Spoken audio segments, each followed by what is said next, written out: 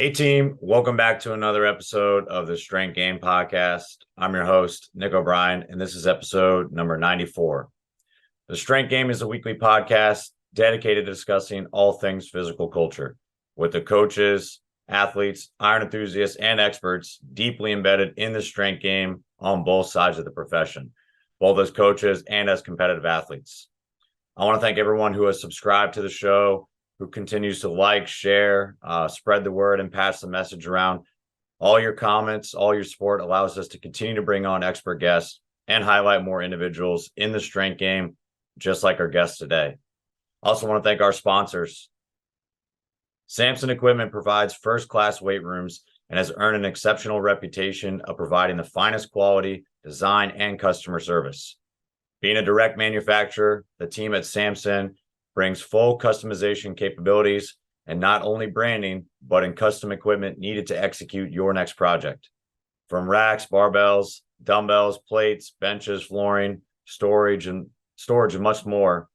Samson equipment is durable and made to order from premium grade materials, all built from scratch, start to finish. Samson equipment provides professional weight room solutions for all your strength and conditioning needs. See the Samson standard for yourself and learn more at samsonequipment.com. Also want to thank our sponsor, Cerberus Strength. If you're in the market for the highest quality strength and conditioning gear and equipment, be sure to use promo code strength_game at checkout to receive 10% off your next order at cerberusstrength.com. And in this week's episode, I am joined by Jimmy Stitz. Jimmy is the head Olympic strength conditioning coach at Utah State University. Stitz joined the Utah State in 2021 after spending the previous 8 seasons as an athletic performance coach for USA Volleyball women's senior national team. He began his first season with the program as a seasonal assistant in 2014 through their mentorship program and took over the team the following year prior to their 2016 Olympic Games in Brazil, where the teams earned a bronze medal. In 2020, at the Summer Olympics Games, which were played in 2021 in Japan, the team won the gold medal. Stitz first started coaching as a volunteer assistant coach from 2009 to 2011 at his alma mater, Minnesota State University. From there, he became the first ever head strength conditioning coach for Charter Oak High School in Covina, California. He was then selected to serve as an assistant coach through the NSCA's assistantship program in 2013 before interning at the Olympic Training Center in Chula Vista, California, prior to joining the national team.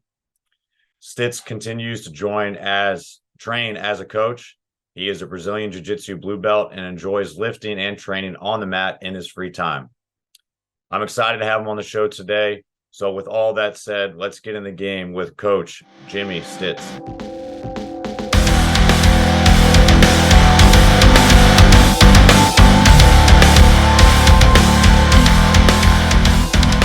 What's going on, everybody? Today I have Coach Jimmy Stitz on the show, a former Mountain West foe. We kind of right on the verge of crossing paths, but doing big things over there at Utah State University with men's basketball and the volleyball team. Really going to get into it pretty soon, but I'm excited to have you on the show today, Coach. Yeah, thanks for having me. Excited to be here.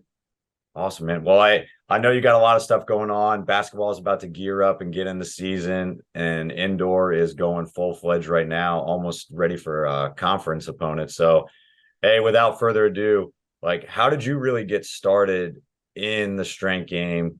Your training, your lifting, like training for BJJ. What was kind of like the sports and everything you played growing up leading to your current training? Yeah, so growing up, you did it all. I was a baseball, basketball, football guy as I was pretty young, and then added golf and rugby as I got older. And then as my athletic career was winding down, I still had a thirst for athletics and training. And I had gotten to a point in my life where I felt pretty confident in my ability to learn and learn at a high level. And so I got into Brazilian Jiu-Jitsu while I was still working with the national team. And that became kind of an outlet for me that allowed me to kind of put some of these theories that we had worked on and talked about with the team into practice, and really being a growth mindset, all those buzzwords and fun things that we talk about, a chance for me to actually go and do that. And it was has been a really wonderful part of my life. It's a little less of a priority these days. I'm sure we'll talk about why at some point, but um, that has been the kind of the arc of my athletic career. Nothing, I was never a Division 1 athlete or a professional athlete. I breathe sports. My wife often talks that I have a degree in sports. Her family jokes that I have a master's in sports. Just constantly consuming all types of athletics from a very young age all the way up until this point in my life. And so the weight room has obviously been a big part of that. I've known for a long time that I wanted to be involved in sports and wasn't necessarily sure how that was going to manifest itself. And I found a niche with strength and conditioning and human performance and kind of all the pieces that connect those dots. And so been able to do that now for coming up on 16 years, not just a little north of that. And so it's been a fun ride and excited to continue it. It's an ever evolving journey, and every year or so that you kind of reflect on it, you realize how far you've come. That's awesome. Yeah, it's consuming sports and kind of being invested in it. I think a lot of people start to view or they think as strength coaches are just former athletes. Like you have to be a former athlete in your sport in Mm-hmm. order to kind of have success. And like it kind of gets your foot in the door, it seems like, with careers, or it gives you easy credibility if that's your sport. But oftentimes in college, like I know you've worked in the professional level and you've worked with like Team USA, and that is one team, but at the same time, you've never played that sport. And I know we'll touch on that too. But Yeah. for when you get to college, there's few and far between programs or opportunities for jobs where you're only doing one sport. Basketball and football are kind of notorious for it. Baseball is starting to kind of do that as well nowadays. But if you are just kind of hanging your hat on that credibility of playing that one sport and you want to get into the college sector or private sector, like that might be your main focus for your athletes, but it's not always going to be who your main clientele is all the time. So I know for yourself, like what kind of helped you like start learning about the sports and everything? Because you said yourself you consumed them and everything, but why I guess more importantly, like why BJJ, and like why was it Mm. important you kind of explore these different things even Yeah. though like that had nothing to do with volleyball in a sense? Yeah. No, that's a great question.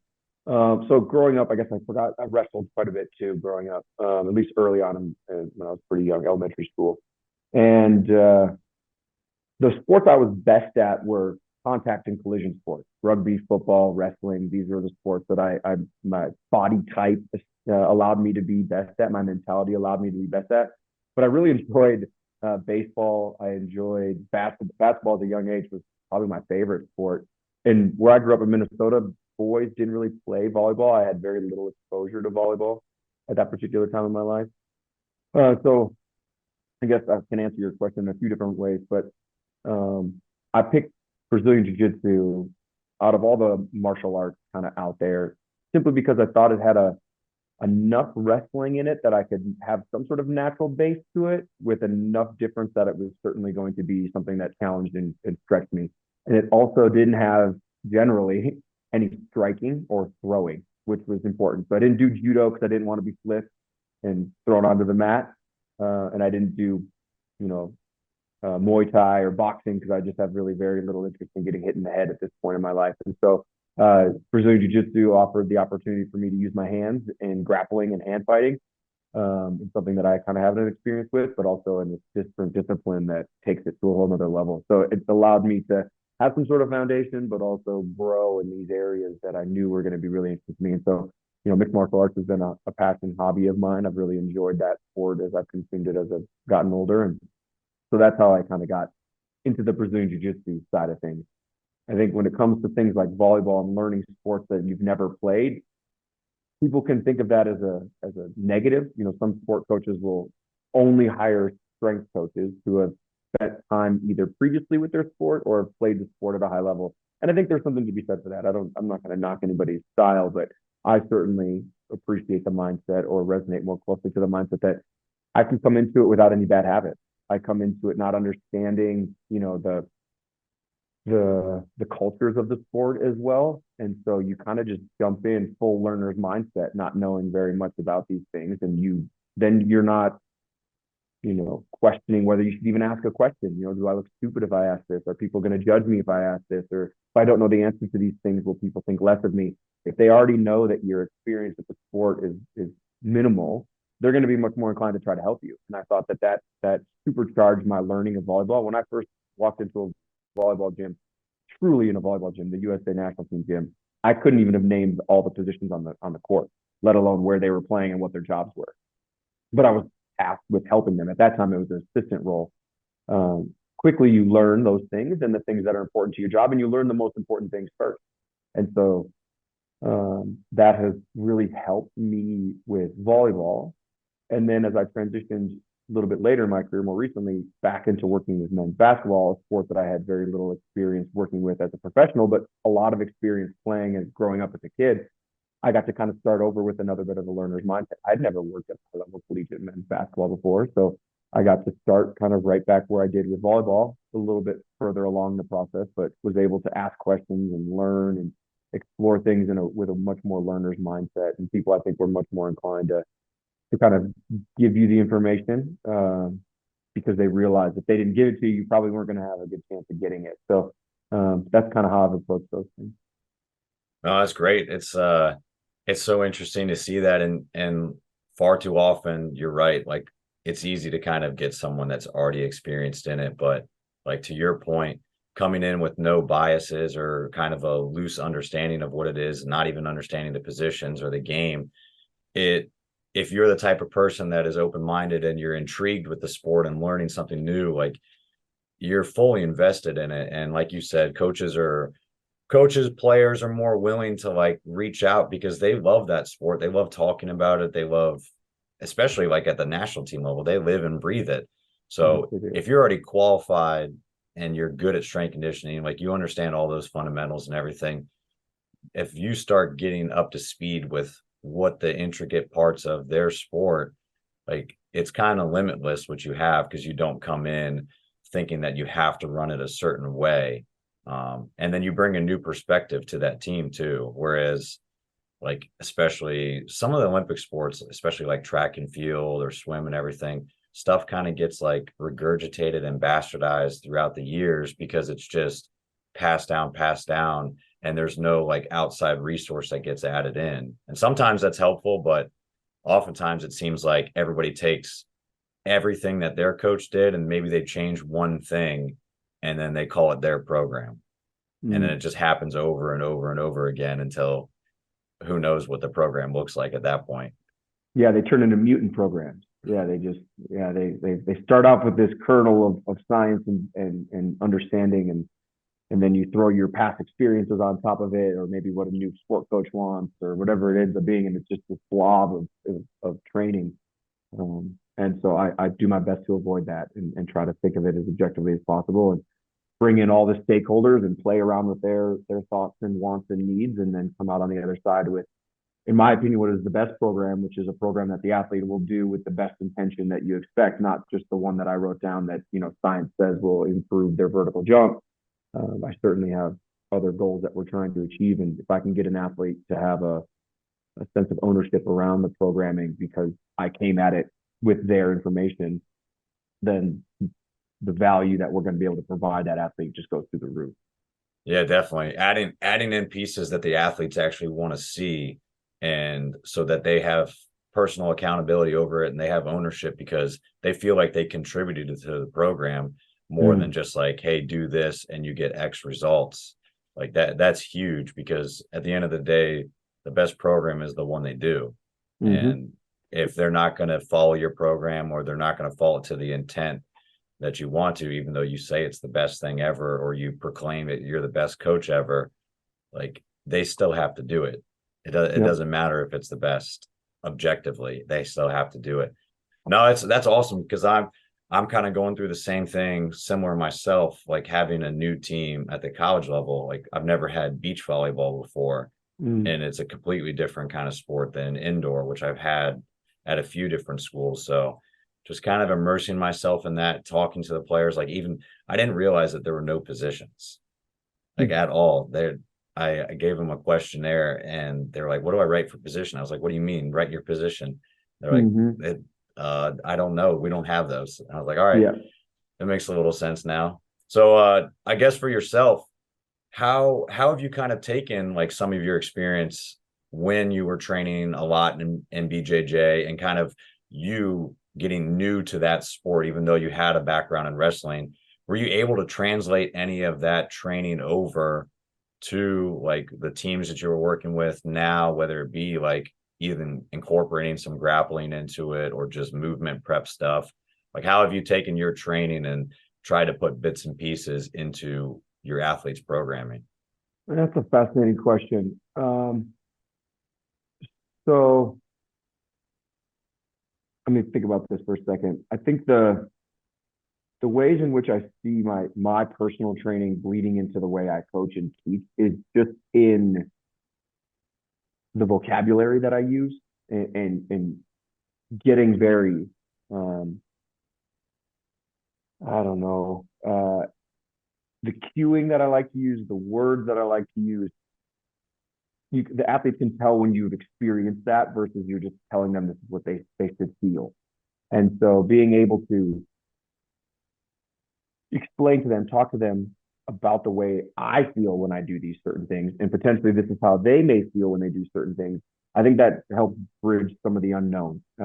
I have found, as a strength coach, we obviously love the weight room. We spend a fair amount of time in the weight room. We've been lifting weights for a long time, but not every athlete comes to the weight room with these training bases and this understanding of what they're supposed to feel and how they're supposed to feel and how this is supposed to fire and then this is going to fire and then you're looking to stabilize this group while move this group.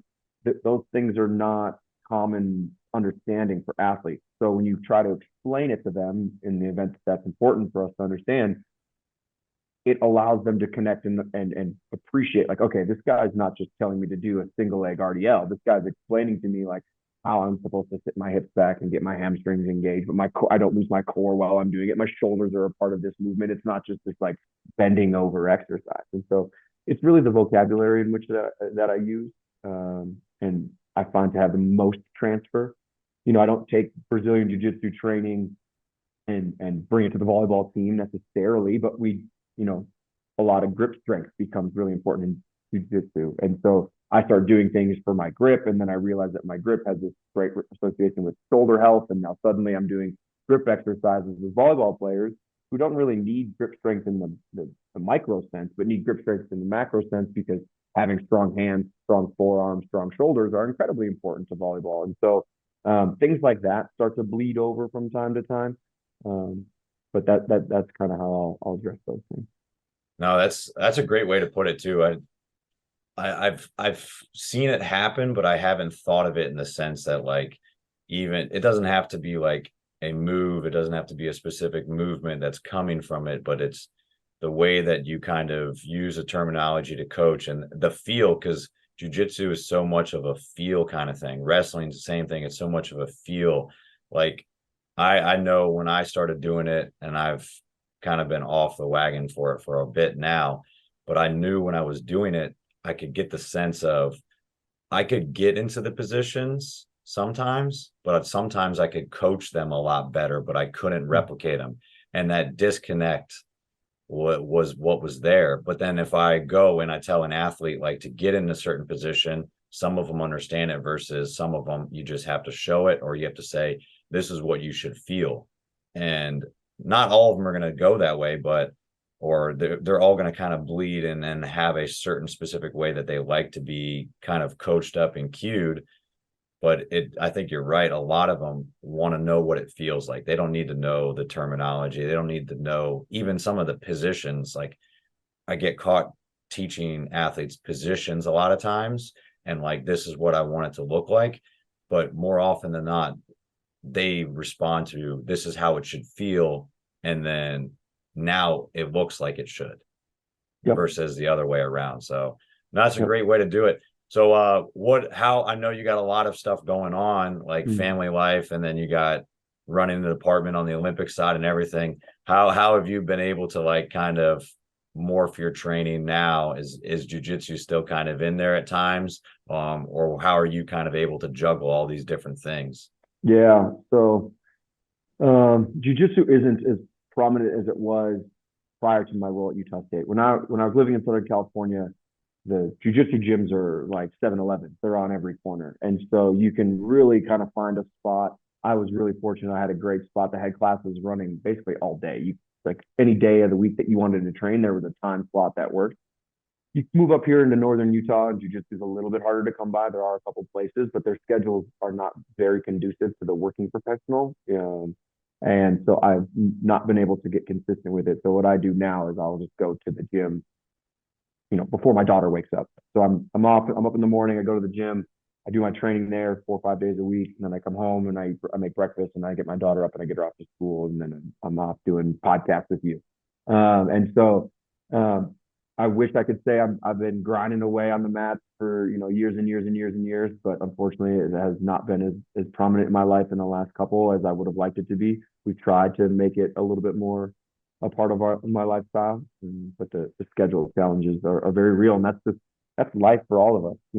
They often tell you if it's important, you'll make time, and I think that that's true to some extent, but it's also there are some things, the importance comes on tiers, right? And so my family is my most important thing. So if it comes to jujitsu and family, and the only opportunity to spend with my family is that time, I'm going to take the time with my family. And so, and if jujitsu has got a limited ability to be flexible with their timing, then it's going to fall down the priority list as my life moves on. But still finding ways to train, just not quite as traditionally as I would have liked to. And it was a sport pre-COVID that I was training 5 days a week, easy, and feeling the growth and the rapid changes, and loving that learner's mindset, and watching myself, fail and fail and fail, and have to remind myself that this is all part of the process.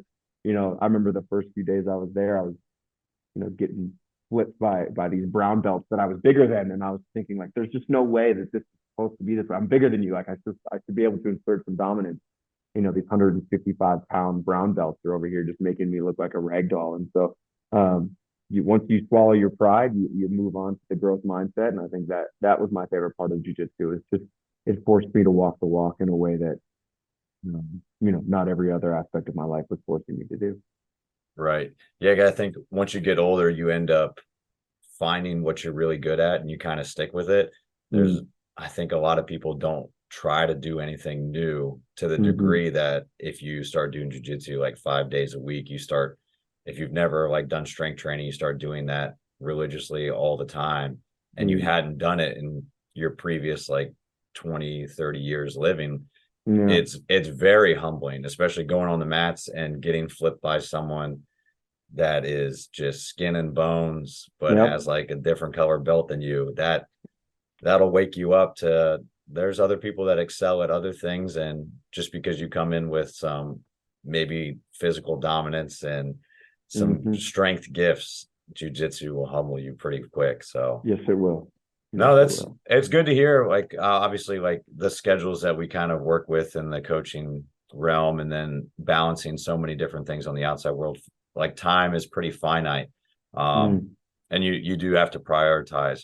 I guess with college sector is very different than how you had been operating for basically it seems short, but 2 full year cycles for Olympics is 8 years. And you working with the national team in different capacities for 8 years, it culminated with obviously different tournaments, but 2 primary ones, which is the Olympics over the course of 8 years. So like from your time, how has it been different kind of adjusting back to the college setting? And then can you kind of touch on how kind of building up, like that lengthy process of building up for an Olympics looks like? And it probably varies from sport to sport, but what does it kind of look like maybe a month out, 6 months out, a year out, 2 years out when it comes to preparing for an Olympic Games? Sure. I'll start with that second part first, and we'll kind of work backwards. So actually, even, because of COVID and the delay, the quad actually was what we call these 4 year cycles. We turned them quad, turned into a quint, I guess is what you would call it, a 5 year cycle, which was its own challenge. That is probably a podcast in and of itself. But so team sports, different than, your track teams, although not drastically, but I guess just because my experience is in the team sports, I'll speak more knowledgeably to that. Essentially what occurs is at the end of any Olympic Games, it's kind of this renewal period. And, coaches get renewed, athletes decide whether or not they want to commit to the process, resources get reallocated based on, potential performance. I think this is probably something that is fairly novel for a lot of your listeners. Is the United States Olympic Committee is one of the few non-government subsidized Olympic committees across the world. Most other countries, their government subsidizes their Olympic committee through taxpayer dollars. The United States Olympic Committee does not do that. It is all privately funded through, that's why McDonald's has the arches and BMW is a sponsor and blah, blah, blah, blah, blah, all these things. You see the Olympic rings pop up next to a sponsor's logo that costs a lot of money for those companies to be able to put the rings next to their name and logos. And they use that money to support their athletes, and they support them in a million different ways. Everything from the stuff you would understand, food, housing, things like that, all the way down to paying for strength and conditioning coaches and facilities and massage and blah, blah, blah, all that. So the Olympic Committee assigns resources based off of your gold medal potential. The reality is the Olympic Committee wants gold medals because the more gold medals they have, the more they can charge people to put their logos next to their rings because gold medals are a form of currency. And so the Olympics will end. The Olympic Committee goes through their process and decides what resources need to be allocated and where, and kind of start benchmarking these things. And the athletes and teams go through very similar processes. And so the team sports will generally have a major tournament occurring every year for 4 years, and they kind of increase in value. The first year after the Olympics, it's a pretty low level. The next year it can tend to be a little bit higher or significantly higher, depending on the sport. The third year is usually quite intense. A World Cup is usually that third year type of thing. Olympic qualifying events usually occur that third year. And then it culminates with the fourth year being the Olympic Games. And so every year there's this tiering out, this raising of the bar, if you will, of the tournament that's going to occur during the national team season. Now, leading up to that is usually some sort of smaller tournament, not smaller in size, because some of these tournaments can be quite large, but smaller in importance. And most often, teams will utilize that as learning opportunities, figuring out their team, who's going to rise to the top, who's going to struggle, who needs what and where, and all those types of things. And so, not to gloss over all the details, but the 4-year cycle is fairly similar year in and year out. You kind of go through these processes. You select rosters, you evaluate your roster, you're testing your athletes, you're evaluating your athletes, and all of that with the goal of, and some governing bodies handle this differently, but USA Volleyball handled it in the fact that the Olympic roster was selected by the coaching staff that was going to represent the team. So we sat down one day, I guess 2 days for 2 Olympics, and we selected our roster, or finalized our roster, I should say. The conversations are months in the making, but you sit down and finally come up with the final conversation in the roster. Some governing bodies like USA Basketball, for example, their roster is not selected by the head coach, which I believe is Steve Kerr this Olympic cycle. It's actually selected by a panel of coaches and other members of USA Basketball. They select the roster, and then the coach coaches the team. So every governing body has their own rules, and it's on them to decide that process. And so it's nice in the sense that there's this nice stepwise process towards growth and improvement. But it's challenging in that the opportunities are very finite. There are only so many matches in any given Olympic season that an athlete can utilize to show the coaching staff that they're progressing or making gains or whatever benchmarks you've set into place. And so opportunities become such a premium for athletes that becomes kind of a huge thing that you're working around. Is, athlete training blocks could be geared towards making a roster. They could be geared towards, they've more or less made the roster. We all kind of know it. So we're gearing for a performance. Or it's, hey, I'm a bench player, but I want to be a starter, or I'm a starter and I feel these bench players coming after me. And so your training kind of modulates around those things, given that your training blocks are fairly concentrated. And so without, regurgitating all the same stuff over again, it just becomes this culminating process. We often talked about the Olympics being the crescendo of it all. It was this kind of final act of 4 years that the work had been laid over multiple months in training blocks. And for some athletes, multiple quads. That's not uncommon for an athlete to go through 2 or 3 quads even, and try to make an Olympic roster or make one roster and want to make another. And so that process can be quite daunting and incredibly deep diving into any one particular aspect of that.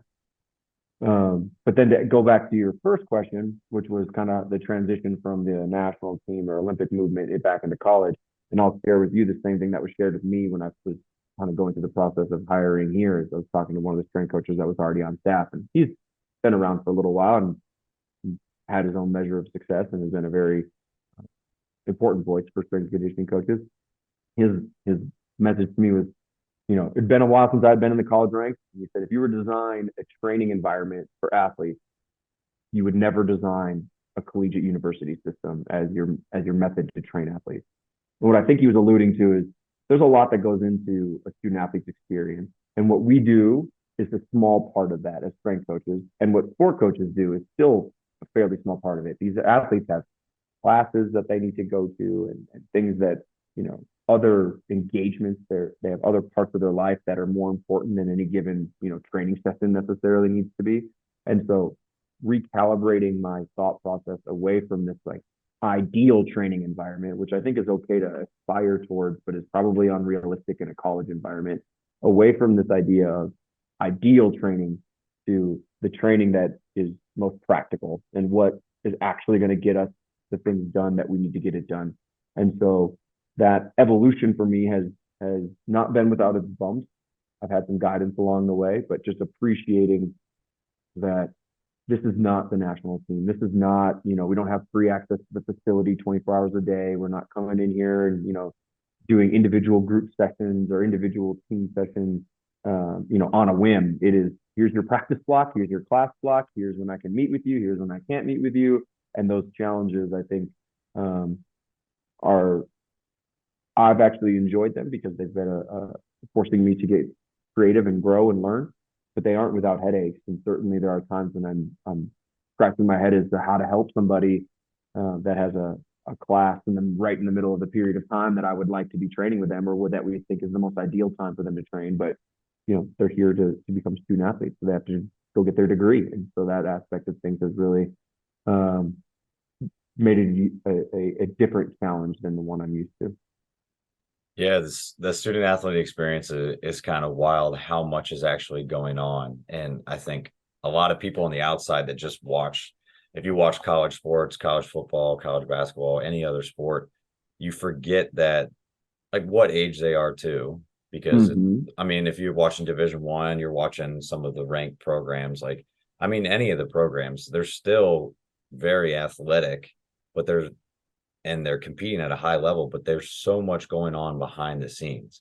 So I'm glad to hear someone else finally say too, like, you have to live in like a realism world, like a realistic world with there's limitations, there's time constraints, and understand, because enough people have said holistic that it's become a buzzword. If you're not really considering all the things that a student athlete is doing outside of the hour you have in the weight room or the 2 hours that are on the practice court, then you're doing them a disservice. And most people just try to jam as much as they can in that time, thinking that it's, oh, well, the NCAA gave me 8 hours, so I'm going to use every single second of that, versus like, well, what is really the best thing for them, knowing that they're already doing this? You're not going to be able to change everything that they do outside of the parameters of practice and training, but hopefully you can educate them where they make better decisions, and then you can maximize the time you have with them without just beating them stupid for 8 hours straight. Exactly. We often, and you touched on it already, but we often talk about education first. And we spend a fair amount of our time when we can educating our athletes in a broad range of things, not just strength conditioning and obviously nutrition and recovery and rehabs and all these like physical things. But the easiest thing in the world is to just make somebody sore. It really would require zero strength conditioning experience to make an athlete or a person sore. If that's the main goal of your program, that's really not all that challenging to come across. So it's being strategic about how you want to do that and utilizing your time to be most effective towards your, the term is obviously like big rocks. People often talk about your big rocks. What are you going to get in? And that's the stuff that you can kind of do. And then some of the other stuff you have to kind of put on the student athlete and try to educate them on like, hey, if you say you want this, it's going to require more than 8 hours a week. And that is, you know, oftentimes, and I think this is a product of our education system, is we teach people that you study, you take a test, and then you move on to the next thing. And then and sometimes it builds off of itself, but sometimes the two tests are unrelated to one another. Well, human performance and probably more importantly, wellness isn't that way. There is no level to land on. There is no like space you just get to and arrive at. It's this ever evolving journey that the athlete has to go through. And so being able to explain to them that process and the challenges that they're going to come across and ways to kind of set themselves up for success and avoid some common pitfalls, I think is all part of our responsibility.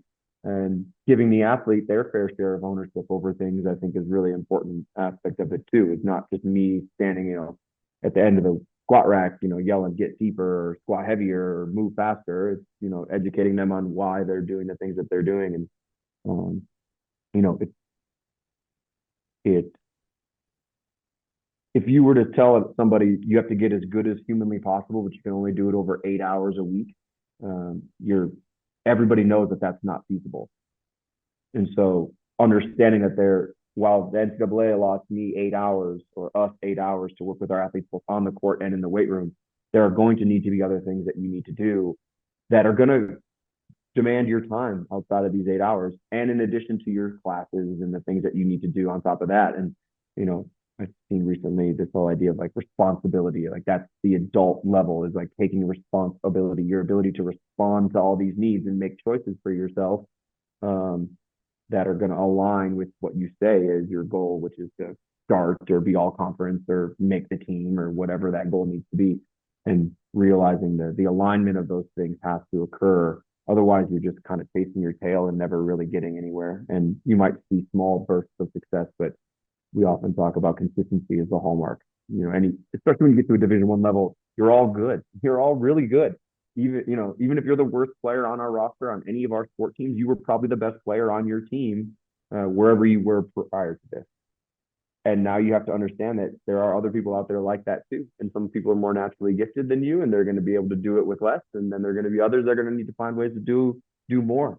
And so we kind of try to educate them as best we can around those things. And, our job is to be a resource. And so oftentimes it just becomes that resources. How do we give them more resources? Yeah, that's a great way to put it. Like it's a lot to kind of unpack, like what you talked about, but those are all great things to realize that the college has kind of everything packaged together where they are able to balance everything that they're doing without the week. They set those limitations in place, but in order to be really successful at your sport, you have to, as an athlete, have to take ownership over what you do outside of it. And those are the sacrifices you make. And like coaches used to get back before those rules were in place, would just continue to use them as much as possible and stretch out those hours. But if you really want to have a good athlete, like they have to be intrinsically motivated to want to do those things if they want to be as successful as they've set their goals and to be. And I mean, I'd always rather have an athlete where you have to pull them back and like educate them more on like, hey, you're probably doing too much, even outside of what we're doing, than have to constantly be pushing someone forward that doesn't want to do it. Because at that point, especially in the college realm, like we talked about with time commitments we have and all these other priorities we have to kind of worry about the masses. And we have teams versus like the national team. Everybody's coming in hungry. They have different things that they're trying to do. They're trying to either make the team, stay on the team, or be prepared for the games because they're the star player. At the college realm, we don't really have the time to like worry about the one that's at the very bottom usually, because you're worrying about the other 95% of the team. So if they're already not doing everything and you want it more than them, they're in a bad position already. And the show kind of goes on from that point. No, but that's super interesting. So with what you were talking about, like the 4-year cycle for the Olympics and everything, you're not with those athletes year round because they're playing professionally. They're coming back at certain times and periods with them. Are you in contact with like there may be other trainers or strength coaches they're working with, and or some just constantly there at the Olympic Training Center year round. How does that kind of work to the point where before you get everybody back together working up for whatever that year's main tournament is going to be, and then the same thing for the Olympics? Yeah. So yes, the short answer to that is we are not together year round. There are a few athletes for various reasons that may stick around for the course of the year, but that's a small minority of those athletes.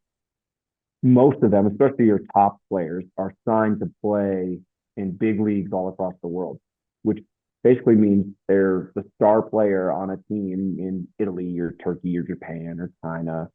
And so they're playing a lot of volleyball, and their job is to go win club championships and, league cups and, Champions Leagues and these things.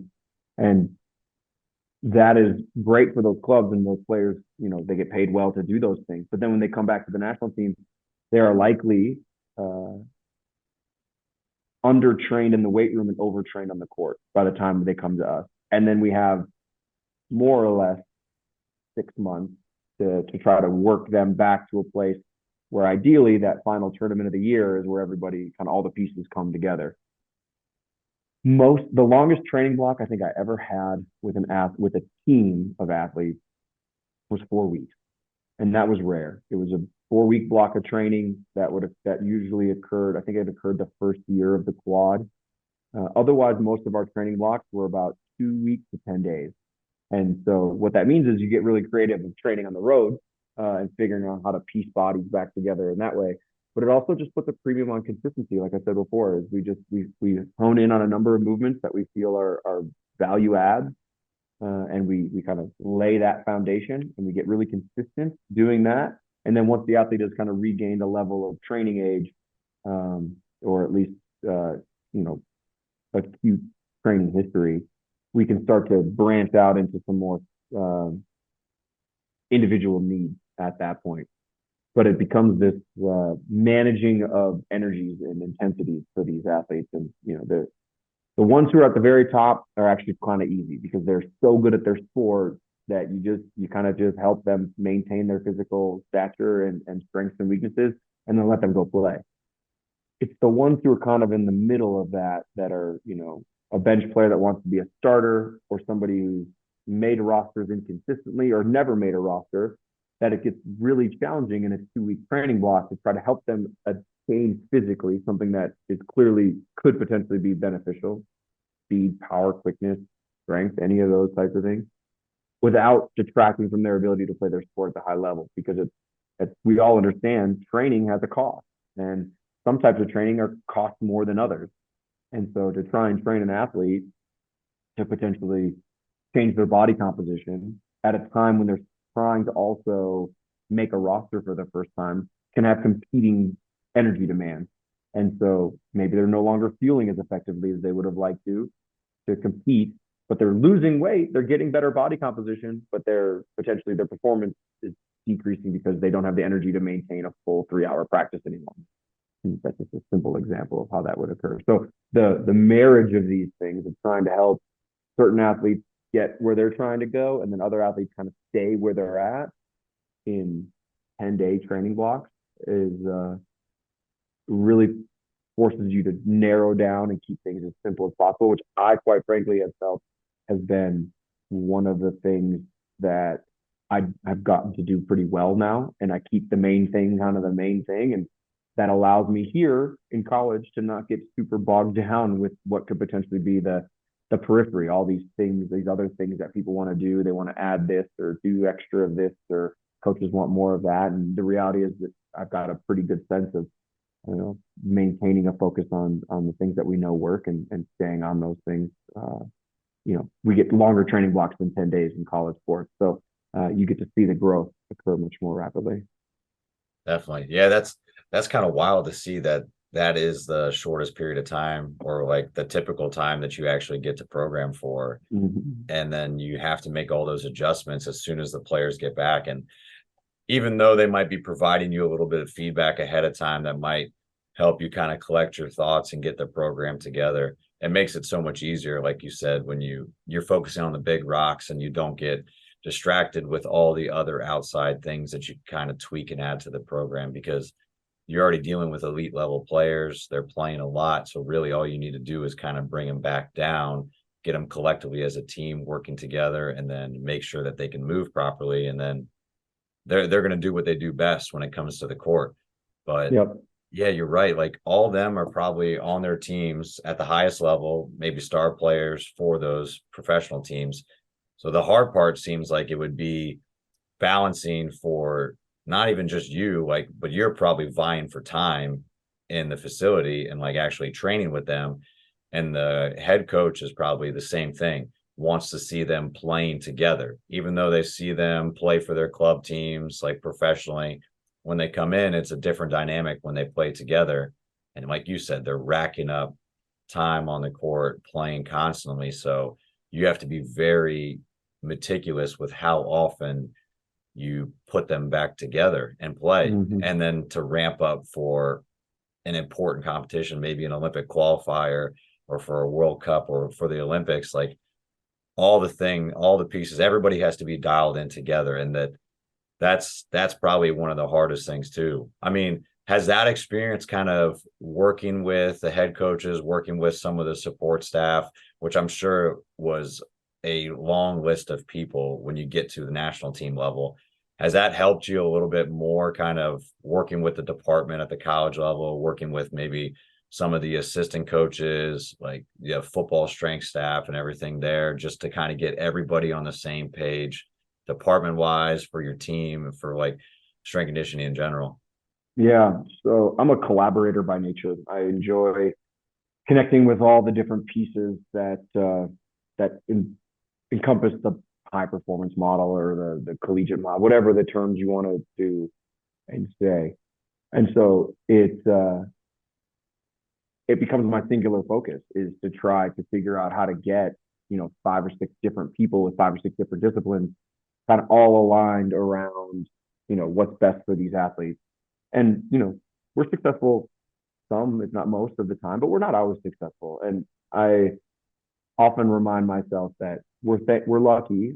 We work with athletes who are generally fairly resilient. They're young and their body and their body types and kind of what they can manage and work through is way higher than generally we even give it credit for. And so when we do make mistakes, they cover it up. And we're not out there making gross mistakes, meaning like we're doing, we're way out in the wilderness. When we don't do well, we're missing by fine margins, I'd like to think. And so our athletes may or may not even realize that we missed, but they're so resilient naturally because they're 18 years old, and that's what 18-year-olds do is they bounce back quickly. We can kind of cover it up and we learn from that mistake and we try to avoid that same mistake down the road or have put in new things to try to make sure we don't make that same mistake again. And so the connecting piece for me has always been one of the really exciting parts. With the national team, we were a really small group. There was kind of one of everything: strength conditioning, athletic training, physical therapy, docs, nutrition, mental performance, like all those things. We kind of had one of all of them. And so it was easy, and we were close by. It was easy to connect, and we only had one team to really focus on. Here, it's much more challenging, given that, especially on the Olympic side of things, we all have multiple sports we're dealing with. Multiple sports, multiple class schedules, multiple head coaches, but again, we kind of all have one of everything. So our one nutritionist is responsible for 350 student athletes. And so we try to be strategic about how we give athletes to her. So she's not just buried with 350 athletes. Mental performance, kind of the same thing. Teams kind of sign up and we bring these professionals in and they get to kind of work with them that way. And so it becomes resource allocation, quite frankly. It's just all about, here are our resources, going all the way back to being in the conversation. The Olympic Committee, I think, has given me a lot of experience in this way of what they do. And they sit down and they assess and they decide, here's the resources we have currently, here's where we're going to distribute them, here's where we'd like to see them start to move forward before we give you more resources. If you would like more of this, then you need to show us you're handling A, B, and C. And so that whole resource management side of things and allocation for me is actually one of the more exciting parts of the job, and one of the things that I really value and enjoy. Because to me, there's nothing greater than being a member of a collective team fighting for a collective goal. And oftentimes that goal is winning, but at the same time, there's other aspects of that that are really important too. And so building the bridges for all of us to work together is really kind of what gets me excited and really fired up to do my job.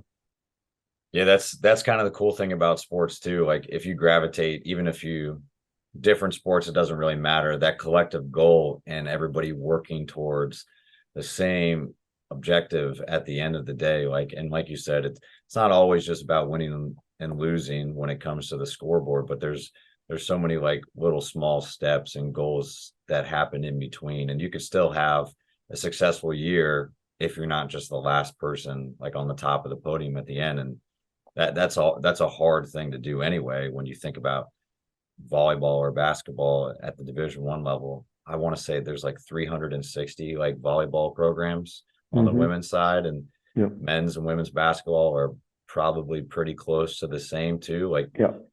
if you're only going to measure your main metric as were you the last team standing, then there's 359 failures at the end of the year. So there has to be a lot more that's on your mind to determine whether the season was successful, not. And you also have to gauge what your goal setting looks like and what your objectives leading up to competing in that season to determine whether or not it's successful. So no, that's awesome to kind of hear like how you guys collaborate and being able to put those resources back and forth, because at the collegiate level, most people are dealing with multiple sports. And like you said, you might be one of a department when it comes to talking to that head coach. But as soon as like the clock hits noon and you're done with basketball, as soon as it hits 1 o'clock, now you're the volleyball strength coach. And then as soon as it hits 3 o'clock or whatever it is, now you're the department head. Like you wear so many different hats that you have to be able to turn it off and on, and you have to be able to push those resources to where the priorities are important, and then be the person that sport needs or that department needs at different times of the day, which makes it super challenging when you come from a place where you were kind of working with one, even though like all those athletes are hyper elite at that level and you're working with individuals to get to a team goal. So that's great. With all your time, I know you even spent time at the high school level, kind of being the first strength coach, and I'm sure that had its challenges. And I know it's way kind of back in the day at this point.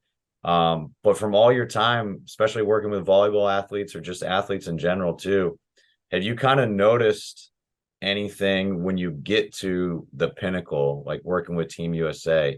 Is there anything that kind of reigns true from them that you also kind of see with your college athletes, or you kind of see with your high school athletes, something that like are intangibles or maybe movement skills or things that they have that if a high school athlete possesses, a college athlete possesses, they're more susceptible to being kind of elite at it versus just only having that innate sports skill ability? Yeah. The thing that stands out to me, having worked across multiple levels over years, is that training works. And so, especially when you get, when an athlete, you could tell when an athlete has spent time, not just training, but training with people who maybe this is my own bias speaking, but people that see things similarly to you. And so, for example, with the national team, when an athlete comes to the national team, they are likely have spent at least 3, if not 4 years, probably more often than not, at a Power 5 school, working with a strength coach who's made that their life work. And so by the time they get to me, they at least have 4 years of high level strength and conditioning. So they know how to squat, they know how to hinge, they know how to pull. You could see that they've been trained in a way that allows them to maintain a level of fitness and the basics, and makes regressing back to those much easier. And then you can build off of it. When you get to college, you realize there are athletes who have the means and resources to do some training as a high school student. And then there are ones that don't. And then there are ones that do, that maybe end up training in a way that wouldn't align with how you'd like to train, but they definitely have a training history. And so I say all that to say that training works, and you can see whether it's training you agree with or training you don't agree with. There is a true difference between an athlete that has spent time in a weight room and an athlete that hasn't spent time in a weight room. And so it doesn't mean they need to be doing, hypertrophy workouts or bigger, faster, stronger workouts. It's just literally any level of fitness where they go into a gym trying to train their body and going through fundamental movement patterns. You can see the crossover all the way up to the national team level. And so that to me is kind of one of those things that when I was in the high school setting, I felt really great about the athletes that we could take from day one, realizing that their day one is the first time they've ever had any coaching in the weight room. And after a year or so, you see this different version of an athlete, someone who's competent and confident in what they're doing, and that confidence bleeds into other aspects of their life. And maybe they start off insecure and scrawny, and by the end they're a little less insecure and a little less scrawny. You didn't make an Olympian out of them, but you certainly gave them a footing to kind of build off of. Or you've got the natural athletes who are, have never really trained, but clearly are good at some of these things. They understand their body, and they're naturally strong. And so they evolve into different things. And so for me, I often talk about my athletes here, and anytime I get in front of any team, talk about their relationship to the weight room. And we try to create a space in the weight room that is a welcoming space, a place that they can come and, learn about themselves and grow, and obviously do it in a safe and effective manner. Mainly because, and I think this is probably my job description number one, although I'm sure you'd find some coaches who feel a little bit differently. My hope is that by the time they leave here, I've trained you to be a competent athlete or competent person, not even athlete, when you step into a fitness setting later on in life. I want fitness to be a long-term piece of your life. Whether you're going to be a weekend warrior, or you're going to train for marathons, or you want to, just be healthy later on in life. If I can instill any of those foundations with you and make this a place that you're not scared of, you're not intimidated by, you don't walk into your, mom and pop gym when you move out of your parents' house and get a full-time job, and you walk in, you're like, gosh, if Jimmy wasn't here to write me my program, I don't know what I would do here. To me, I would consider that a failure on my part. I would really want our athletes to be able to walk into a fitness facility with a goal in mind. I want to get my lower body stronger today. Therefore, I'm going to choose these 3 exercises. To me, that's a positive change that we're making for somebody long term, and that to me has a much more valuable aspect of what we do. Not just you now jump higher, you're now quicker, you're now leaner. Those are all great short term things, and they definitely contribute to winning and performance. But I often look at it from a bigger picture of long-term health and wellness, and creating environments that sustain that for people. Our population is not known for its middle age and older health. And so I'm hoping to see if we can't change some of that down here. Nice. No, I love that. That's great. Like setting that environment up and that atmosphere, that's huge too, because I think like we talked about before, like the wins and losses sometimes overshadow what we're doing in college. And it is a business, and head sport coaches are on the chopping block if they're not performing at whatever their contract states and whatever they've kind of agreed to, or the level that they're competing at. But at the end of the day, we're not always judged based off that. And I don't know if it's a fair place to always put that in. Obviously, like football and basketball now are starting to get tied to those coaches. So that does become a big part of it. Not to say that it isn't for a lot of Olympic coaches, but if you're kind of always holding your athletes' hands through 4 years, and you're kind of just dictating and telling them what is prescribed to do, and this is what you're going to do, like what happens when they go professional and they're on their own? Like they have resources available, but if they're just always looking for someone to just tell them what to do, like you said, I think you're doing them a disservice. I when I have my developmental groups, or I have my older athletes, I always like to program that stuff in, where if it's a non-travel team, hey, here's the parameters. I want you guys to fill in the blanks, and like, let's create something together. Because then, one, that gives them a little bit more ownership over the program. Two, that also makes sure that when they go to leave, they're not, like you said, they're not just looking for Jimmy, like where's coach? And that becomes a long-term thing too at the end of the day. Like I obviously, like they like direction, they like someone making the program for you, and like it's nice to have a coach be able to do that. But you shouldn't feel helpless if you walk into a gym, especially after 4 years at the college level where you've had a coach the whole time. So no, that's great. Creating some autonomy, having a positive environment where athletes want to come train. I think that's huge for when they get to the level past college Well, and and they for don't. It life. doesn't have to be mutually exclusive either. You don't have to train in a positive environment. Doesn't have to be one where losing is accepted. It doesn't have to be that way. And so I think that's not that people all think that. I don't think that that's the case. But I certainly, my style is much more along the lines of long-term health and wellness, positivity and growth and a learning environment, and that we're going to challenge you in this space. But it's not a place where you're coming into, and I don't want them to feel as though this is like a place where they're, attacked or under, any type of emotion that would lead them to not have a positive relationship with fitness long term, because it's way more important for me long term that you understand why it's important for you to be healthy rather than it is that you jumped a little bit higher today. Right. That's great. It's interesting to kind of hear your take on it too, like working with the professional level, but also having experience in high school, but being back in college. Like I never thought of it as that. Like a lot of high school kids, when they come into the weight room, or if it's a PE class, whatever it is, if it's a intro to barbell class, you might be getting them the very first time they've ever done any strength conditioning, like focused training, or had a coach if they just like train with their older sibling or with their like parents. Like there's a little bit of a difference. And then you've also been on the completely opposite spectrum, having professional athletes. Like you said, a lot of them are coming from Power 5 schools where they've invested money. Volleyball is huge now in college, Division 1, where some coaches are starting to be like tailored towards just volleyball. And like yourself, you're kind of in a similar position, but they come from experience. They come from well coached programs, like with a good training age. College, you're getting the whole mixed bag. It's a boiling pot of have them train really poorly, have no idea what they're doing, probably not prepared for their position. It's everything. So college is super interesting how it works. I'm starting to see that even more and more when you get to the other sides of the spectrum. So that's awesome. Hey, so I know we got to get you out of here pretty soon. So we end the show like any good training session with the finisher.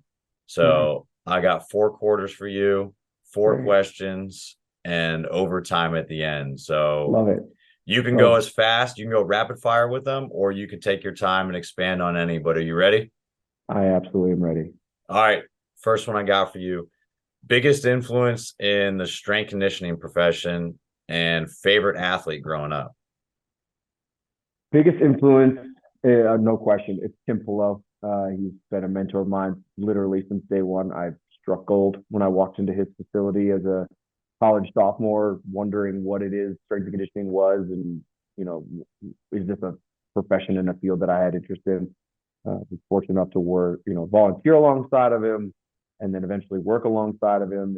And he's a great friend of mine, and somebody that if people aren't familiar with, I would certainly look him up. I think he's still fairly active on social media, although I am not. But he's somebody that I would certainly look into. He's been a senior strength coach for the Olympic Committee for I bet it's almost 15 years now. So he's by far the best, the most influential person when it comes to strength conditioning for me. Not that there aren't others, but he's an easy number 1 for me.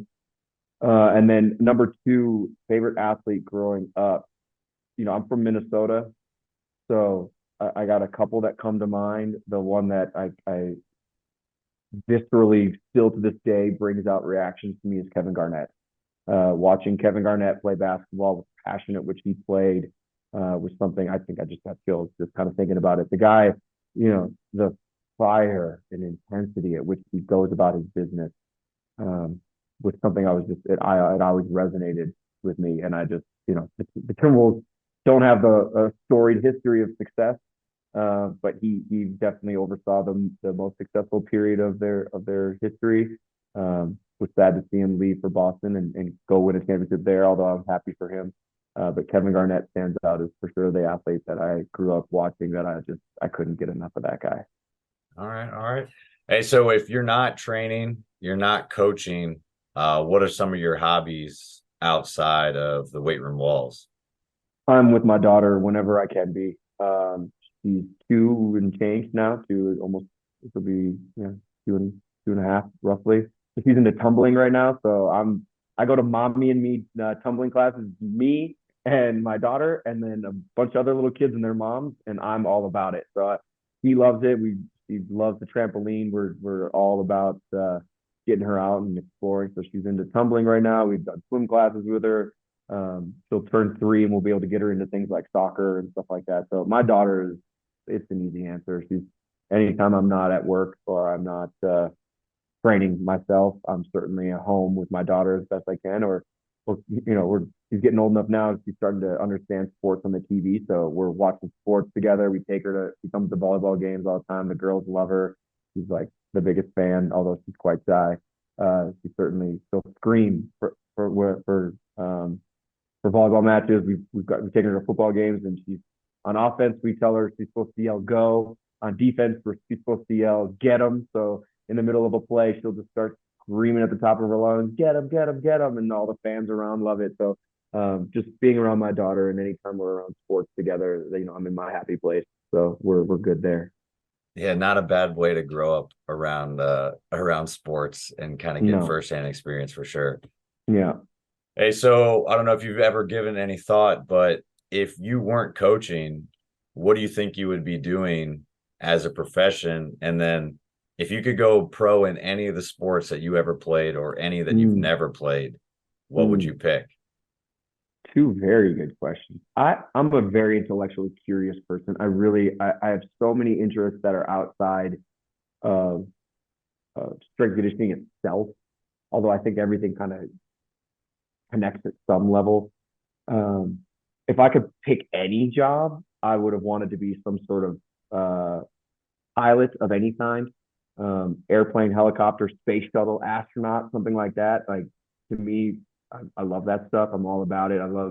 So the way I think about the human body is physics for the human body, right? Uh, Physics itself, without getting too nerdy, but just like the level of physics necessary to send somebody to a different planet to me is really fascinating. And I just love that type of stuff. And so space and flights and all that kind of has always been an interest of mine. I love medicine. So a doctor of any kind would have been interesting to me. My wife's an attorney. That doesn't strike me as all that appealing, especially when I see her doing her work. The reading and writing that is involved in that and the process involved in being an attorney, none of that stuff does it for me. It's definitely a much more people focused. And so I'd probably go somewhere along those lines. And if I could go pro in anything that I've played or not, it would just kind of depend on the lifestyle I choose for myself. I think part of me would love to go pro in something like golf or tennis because there's longevity in that, and there's like a really, it's an individual sport and it's really exciting. But then the other part of me, the team sport side of me, would have loved to, growing up, I wanted to be a point guard. Like that was what I wanted to do. I wanted to play basketball and be a point guard. And then I was actually better at football. So then I wanted to be a linebacker. And then I really loved baseball and I was a catcher. And I wanted to be a catcher. And so I guess if I had to choose a sport to be a pro in, I think I would go with basketball. Yeah, I think I'd go with basketball. I think it's just the team aspect of it. I would have gone with the individual sports for the longevity side of things, but basketball has a nice long runway as well, but also as a team sport. So I'll go with basketball as my answer. All right.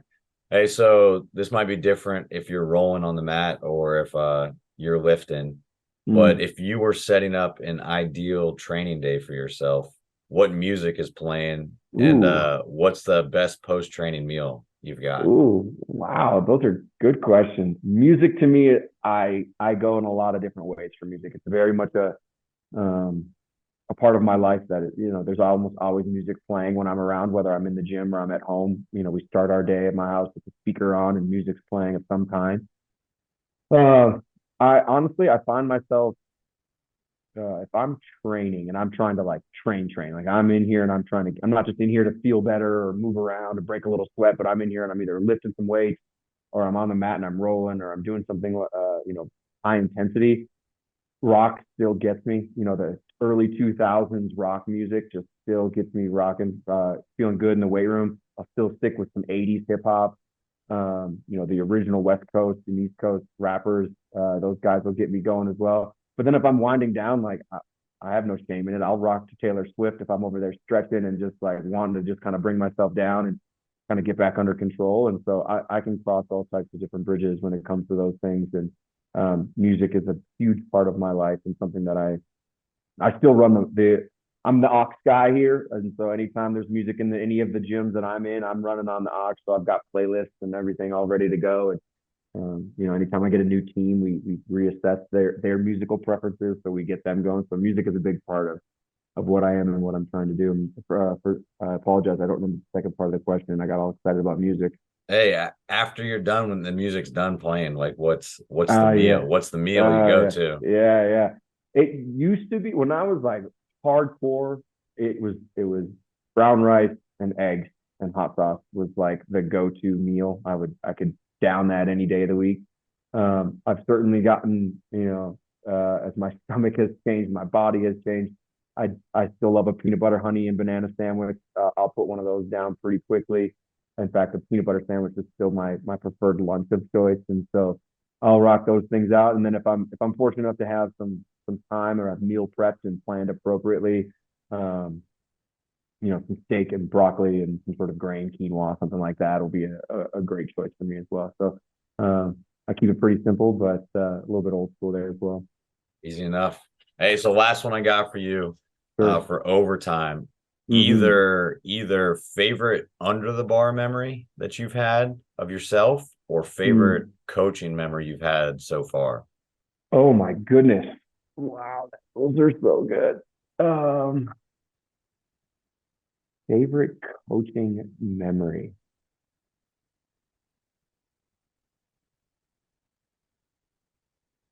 I mean, I don't know how I don't talk about the Olympic Games. So um, when you're, and I think this is definitely different. This is certainly a difference between national team and collegiate athletics. But when you're with national team athletes, you're generally with adults. Like we understand the delineation between a college student and a post grad. Not that you aren't an adult as a college student, but just a different level of adult when you graduate and you become a member of the national team. So the relationship that you build, especially when you're on the road together for 6 weeks at a time, you're just like in and out of hotel rooms in different countries, you develop these relationships. And there were a number of athletes, and no one probably more than any other one, but there was a number of athletes that kind of started when I started in 2014, their first year of the Olympic cycle. Um, all the way through 2021. We finished with Tokyo, and to be on the court with them after we won a gold medal, there was, if my memory serves me correctly, I think there was four of them that were from day one together to final day together, and they've all since retired from the national team. And so to go through that evolution together and to be able to, you obviously talk about winning a gold medal all the time. It becomes kind of this thing that everybody spends their focus on. And then to be able to win a gold medal and then share that with the people that you've been grinding with, to me, there was no greater moment of coaching in my life. And then I went to we had a team skills coordinator. And of course, she knew exactly what to say to kind of get the waterworks going. But my daughter at that time was like 6 months old. And she looked at me and goes, your daughter's never going to know. She's never going to care, but this is still something you're going to want to share with her. And I just remember thinking like, you're right. Like my life achievement is something my 6 month old daughter doesn't care at all about. And to this day, he looks at the gold medal and doesn't care about it at all. And so it just humbles you and puts you in perspective into this idea that what we think we do is so important, but it's all based on your perspective. And my perspective is that it's really important, but my 2-year-old daughter is, you don't care. So yeah, that was definitely one of those moments that it was just kind of this rare is the opportunity, I think, in people's lives where everything that you work so hard for comes to culmination in one moment and you're able to appreciate it with the people that you've gone through. I feel very fortunate to have been able to experience that. That's awesome. Yeah, not many people are ever going to experience that, like witness it the way you did, and to be able to share it with some of your athletes that started when you started too. That's pretty special. I've got no doubt that when your daughter grows up too, she'll be bragging about her dad, and she'll be carrying around that medal for a bit. Yeah. So appreciate that.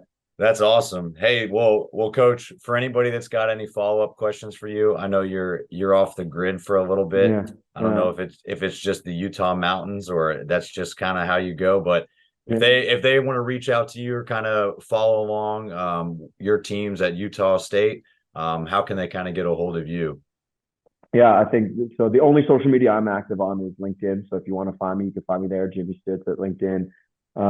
That's probably the only place you're going to find me kind of talking about those things. Obviously, the USU Athletics website will get you anything that you're interested in. You need to get a hold of me via email or follow along with any of the teams that we have here. That's a great website as well. But I don't know if I'm rare anymore at this point in my life, but I'm certainly uninterested in the social media environment and what that is. So you won't find me running around there very often. But I'm certainly open to conversations with anybody. I think you kind of came out of the blue at me, and it's been great to get to know you and go through this experience with you. So I am reachable. It's just probably not through the same channels that most people are.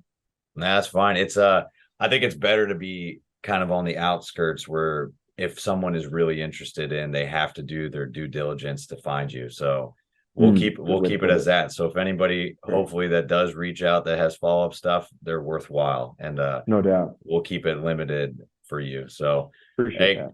Hey, Coach, I really appreciate you coming on today. Good luck with the rest of the season, and enjoy it out there. I'll talk to you soon.